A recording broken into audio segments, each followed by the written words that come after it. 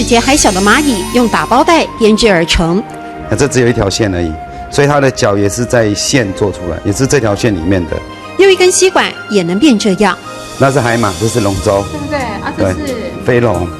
粗壮的指头，细腻的弓，非亲眼所见。很多人不相信这些编织艺品是出自孔俊凯的手。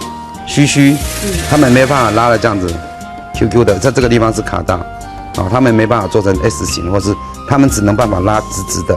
鱼篓、蜻蜓、小饰品、大顽童的小玩偶各异其趣。所以随手可得的任何东西，其实都可以变成是创作的产品，对不对？我们看到这一面就是这边都说它有竹子的，有竹叶，有稻草，还有我们一般的吸管，这我们路边都可以看得到。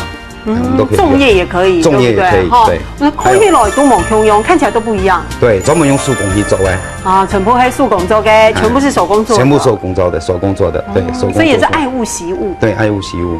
更不该被浪费的是人的潜质。孔俊凯自己国中毕业就翘家跑船，心狂的浪子有着编织巧手和细心，是常年摸索才发现。他想，学校里血气方刚的孩子，用对方法，一定也能挖掘好本事。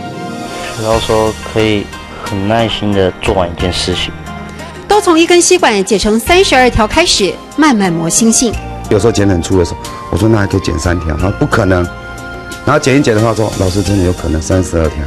当32条会剪的人，他就很近。看学生完成作品，有成就感又有一技之长，孔俊凯默默笑着，也默默地为拉回一些孩子继续尽力。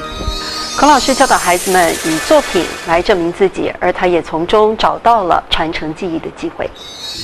空气来都无强用，全部是手工做的。